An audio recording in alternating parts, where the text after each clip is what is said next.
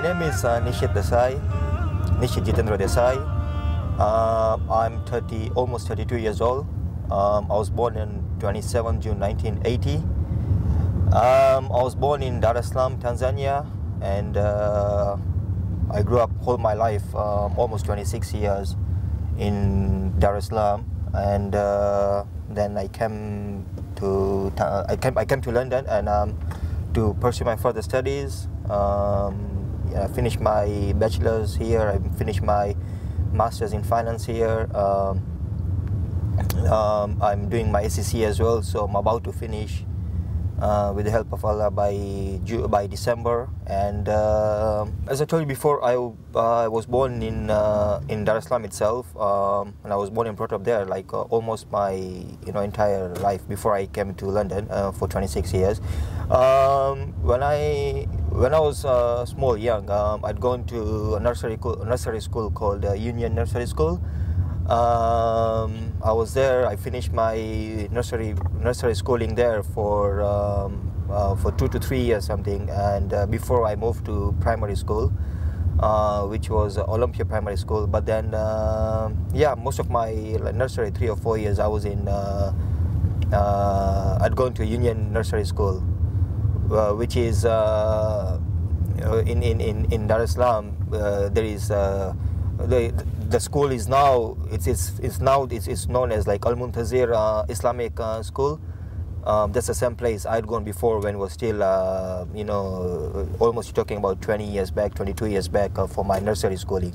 Now it's called Al-Muntazir. Is it primary school or secondary school something? I guess it's secondary school.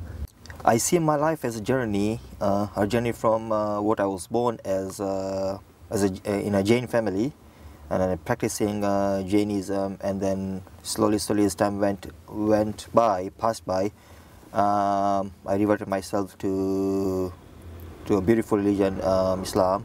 I was born in a Jain family. I was somehow practicing Jainism, but then again, since I was born, so it's like you're trying to follow your parents, what your parents tell you. Okay, it's Jainism, and you start practicing Jainism, but I didn't have much idea about Jainism other than just like, okay, fine, practicing. It's like you're being told in your childhood that you have to practice. You have to do certain. You have to go here. You have to pray to this god, for example, Mahavir Swami, or etc. And you go, you pray, you do so and so ritual or whatsoever. But then I was practicing, but then as time went by, then I stopped practicing. But then again, it's like I was Jainism, because Jainism is regarded as a different religion, not part of Hinduism. It's a different religion compared to Hinduism itself. So then again, it's like you start practicing. I started practicing Hinduism as well. You go to temple and you pray to different gods as well. The way it is in Hinduism, like in the practice of Hinduism, like people pray to so many gods, and they go to different temples and they pray to gods and all that. But then I was practicing both. I was Jainism and Hinduism as well. But again, it was just like, okay, fine, you're born as in a Hindu or Jain religion. You practice. That's what you're being told to do. And you're being kept away from the reality, from the truth, what the truth is, about the religion of, what the true religion is. And I kept on following, and then later on it was I was just and then I came to London, and and initially as well, because of all this negativity going on around the media with respect to the religion, about Islam and about terrorism and all those things, I was very much against as well Islam, because I was deeply more into the religion that I was following and I was told to follow. As I said, of course, I was born in Jainism, and of course, like practicing Jainism and Hinduism as well. In reality, I was, well, you might be knowing Hinduism is more about like practicing or worshipping demigods, like idol worshipping, which is which is the main. People think there are so many gods, and they just think, okay, you know, all these gods, they came into this world at previous years, and you know, God literally came, like reincarnation, all those things. But basically, yeah, I was just praying, and it's very difficult to say whether my prayers were being answered or not. But then because I was just into this practice, like, you know, being put into this practice since childhood, and no one gave me the right path, the guidance, you know, whether, you know, idol worshipping is allowed or not. And you know, your surrounding, you see your surrounding, your friends, colleagues, you know, family members, everyone, you know, they doing idol worshipping as well. So you then just think, okay, fine, this is the right way, this is the way of like praying. So yeah, I was just praying, and I just started continuing praying. Then, you know, we have our own way of fasting as well. Hinduism, you know, we have, or Jainism, you know, we have certain days that, you know, you need to fast, and well, it's not compulsory, but if you do it, it's good as well. But then yeah, you fast, but you know, you follow the same rituals, same practice, but it's very difficult to say whether the prayers being whether prayers were being answered or not. But then when I was praying, I wasn't feeling, you know, it wasn't like sometimes, you know, when you pray, when I was praying, it wasn't like a deep sort of praying, you know. It's like, you know, you just go, you pray, you know, so many gods, and you know, you pray one god at a time, whenever you go to temple, you know, you just go pray one god at a time. You know, you go to a different temple, you pray one god at a time, and same prayers and everything. But you know, sometimes, you know, it's just like sometimes you're being forced to, you know, I was being forced, okay, you know, let's, you know, you just pray, and you know, and just you know, continue practicing the same way.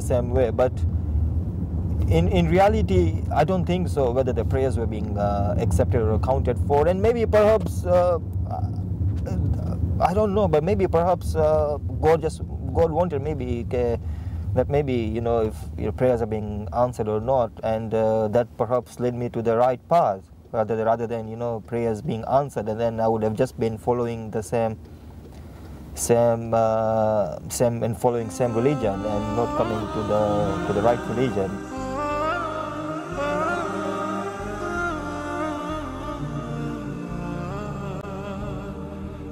Initially, my perception of Islam was absolutely negative, like, you know, of what's happening. That is mainly due to two reasons. One is like a lack of knowledge of the religion itself. You know, people telling you or explaining you, or, you know, giving you guidance. You know, Islam is not this. Islam is a very good religion also. So, totally lack of knowledge of Islam, and through getting you know, knowledge from other people or through resources. Main reason was it's all about negativity going on, like, you know, in media since 2001, I guess, from 9/11, and you know, before that as well, and you know, about terrorism, and you know, jihad, and you know, etc., you know, and then they use out of context some of the words, and you know, then they portray, you know, about you know, negativity about the Islam, you know, through that. So obviously, it's human nature, human tendency. Everyone will start having misconception, including, you know, me, and before also some of my family members, and they all have you know, negative misconception about you know, about the religion itself, about Islam. So I just try and go and do some, you know, research online, and read, and I was like, no, this is not what it is. You know, this is not like what people think about. And then I started, like, you know, downloaded like you know, Quran in Apple, like, you know, iPhone, and then I was just reading, you know, whenever I get time, you know, just read through it, and that's where, alhamdulillah, I got more knowledge, and thanks to Allah, all praise to Him, that He gave me strength to accept His religion. I started researching is after gaining deep insights, because even though I was Hinduism as well, practicing Hinduism as well, and we have our own books as well, Vedas, Upanishads, and all those things, all those like holy books as well.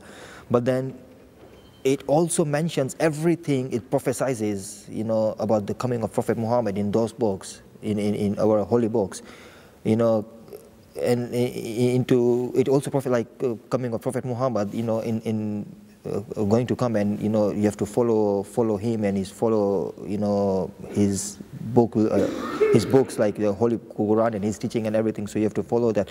So even though I was following, but then as time went, then I was not like firm believer of Hinduism. I was not like literally practicing a few years back, like you know, my own religion itself. And then that led me, because once you come to know about new resources, new things, you get new ideas, you know, about other different religions, then it's good, like, you know, you try and research, and you know, you get idea about you know, about the religion itself, rather than just leaving it aside, because there is a proof from our books as well, from Hinduism books as well, in that prophesizes about the coming of Holy Prophet, Prophet Muhammad, peace be upon him.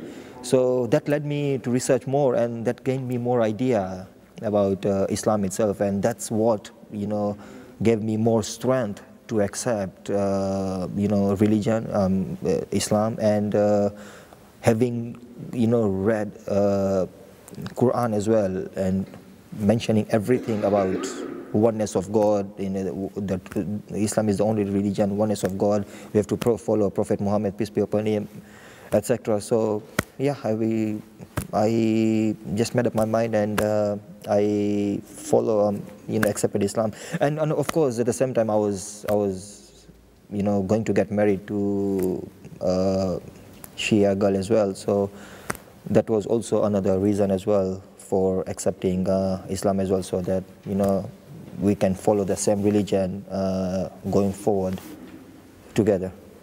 After accepting and gaining all these thorough insights of Islam, and having been ready now, okay, I'm in a good position now to accept Islam.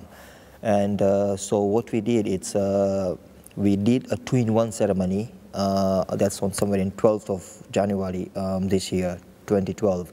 2-in-1 ceremony in terms of like, you know, doing Shahada, you know, doing Shahada and accepting Islam.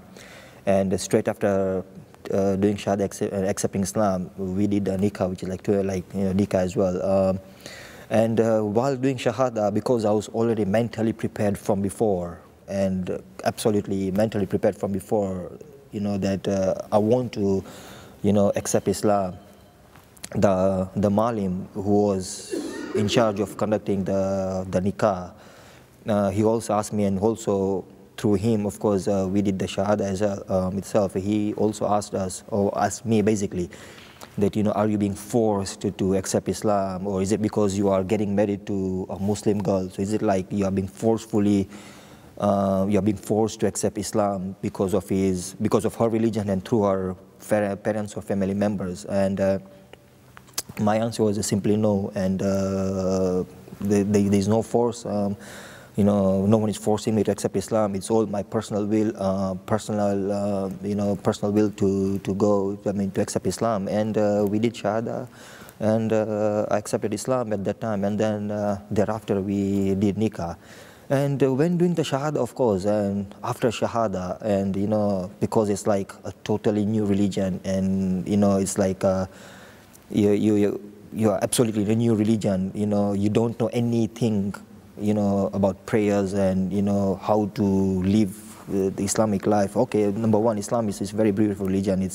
They don't, as far as I'm concerned, the religion does not impose you anything if you don't know, and if you make a sin. But then the moment you know something, and then you continue making sins, that's where it starts imposing you, you know, for your sins. So then at the same time, I was like, anything, you know, they call it like taqwa. It's like every time now, you know, anything or any actions that I take, it's like, you know, always conscious whether, you know, is it right or wrong, and, you know, am I committing sins or am I not committing sins, or also. So always like I'm trying to be very cautious. But at the same time, when I did Shahada, it was very a nice feeling and a very different sort of feeling. I don't know how to say. It's like, you know, coming to a new religion, how will I adopt this religion, you know, about the prayers, you know, who's going to teach me.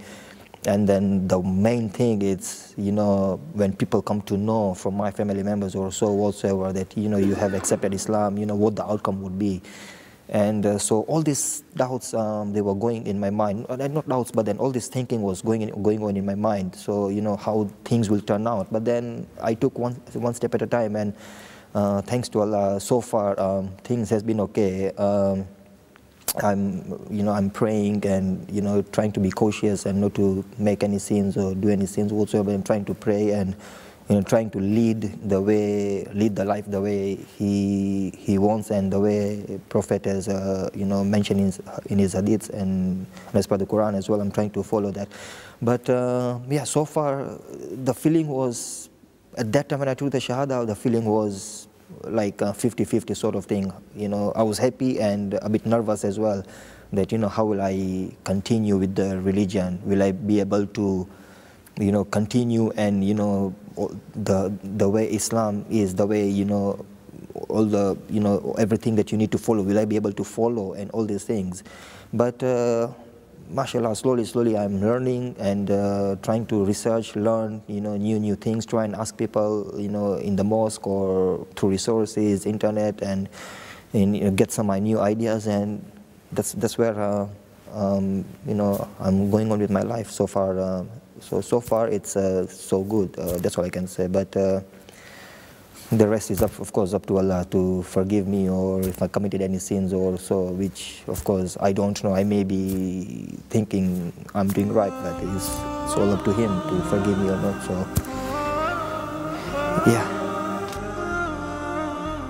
When I started, well, of course, you know, when I was practicing Jainism and Hinduism as well, before not even knowing anything about Islam, and, you know, about like with misconceptions about Islam or whatsoever, yeah, I was praying, and, you know, in Hinduism there's nothing that, you know, that you need to obligatory prayers, like, or you need to pray 5 times a day, or, you know, so and so how to pray, or, you know, it's just like, okay, you go to temple, or at home, you know, you quickly pray, and there is no strict rules as well, you know, of praying the way Islam imposes, okay, you know, about covering your body or whatsoever, you know. But, you know, there was in terms of the religion wise, there was happiness was there, and the happiness was not there as well sometimes. But, and I didn't ever, in my life, I never knew that I would be accepting Islam, and there was no way out that you know, I would be accepting Islam. The journey, life is beautiful. I mean, the life is such that, you know, Allah knows the best, like, you know, where He is leading you, where He's going to take you, and perhaps He had written it for me that, you know, I'll be meeting my wife, and you know, at certain stage, at certain age or certain stage, perhaps, you know, I'll have to, you know, accept His religion and become a Muslim. So yeah, that's how I am. But in my life, never ever I dreamt about of you know, becoming a Muslim. Never ever in my life. And after becoming Muslim, I'm very happy, and mashallah, I'm trying my best to pray 5 times a day, and well, there are a couple of reasons which perhaps I can't pray if I'm staying with my mom or whatsoever, because, you know, she doesn't know they've accepted Islam. But other than that, I try my best to pray 5 times a day. And the feeling inside is a very beautiful feeling, and I'm happy, you know, to be a Muslim. I grew up in a family where my parents, they were like practicing the religion. They are still, well, my father has passed away, but then whenever like till the time he was alive, even including my mom, like, who of course she's still alive, they were practicing the religion, Jainism and Hinduism, whatever they were practicing, and they are still, I mean, she is still practicing. For our case, as I mentioned before, we don't have anything, you know, that strict timings that you need to pray. You know, it's like whenever you feel like, you know, you can just go in a small temple in your house. You know, you just go there, you pray even for 1 minute, 2 minutes, you know, quick prayers, and you come out. But then we don't even have. If you don't go to the temple, okay, fine, you go to the temple. So yeah, again, there was nothing like a strict whether you have to go to the temple and pray. So whenever there was any occasion, or whenever you felt like, okay, you have time, and, you know, you're passing by, or you have time or whatsoever, then you go to temple, or go early morning. Some people, they have this practice of waking up early in the morning. They just go to the temple, do some puja or prayers or whatsoever. But there was in short, in general, they were practicing the religion, and my mom, she's still practicing the religion, though I can't say whether she's absolute believer or absolute into proper practicing properly or not, but just praying in front of the gods and all that. So yeah, she is okay, in short, she is a religious person. With respect to I have my elder brother with me who's still back home in Tanzania, and he is, of course, he is religious as well. He goes to temple, he goes to temple, he goes to pray there every morning. He wakes up, then after all his duties and everything, then after dropping his child, he goes to temple, pray, come back home, and then goes to work and all those things. So yeah, my brother has always been religious as well. From before I was religious as well, but as time went, then my faith started decreasing towards the religion, towards the Jainism and Hinduism as well. But then my mom, she's still practicing now the religion, but again, me, I cannot practice I cannot practice Islam or practice or pray in front of her, because somehow she knows my intentions, because most of the times whenever I'm at home and watching TV, I straight away, the first thing I do is try and flick through the Islamic channels and see if there's any meaningful some lectures or some programs coming where I'll gain thorough knowledge about it. And so I go to different channels, and wherever I find this is a good channel I'll enjoy and get a thorough knowledge about it, I start reading, listening to it. And my mom, she's there as well at times, and she watches it as well. So she has got some idea, some sense that either I've changed my religion or I may be changing to Islam, because I do and try and talk to her as well, about the reality, about the difference between Hinduism and Islam, and what the right religion is, what the reality is, what the truth is. But then again, it is one of those things that we being human beings, we don't think about God, we don't think about Allah. We start thinking about the environment, that what will my cousin think about, what will my my brother think about, or what will my sister think about, or I'm changing to Islam, or I'm listening to Islam, and all those things. So we tend to think more about the environment rather than Allah. So that is again problem comes in for even my mom to even if she's convinced by me or by other people, other resources, even for her to change to Islam, I'm praying to Allah, to give her strength and to accept Islam. Once I'm doing some good dawah to her, or through other resources, and if I give books to her to read or whatsoever. But I'm just praying to Allah to to give her strength and accept Islam. But it's again one of those things. We human beings tend to think about other people than to think about our own. About us itself, and about Allah itself, what He wants and what He doesn't want.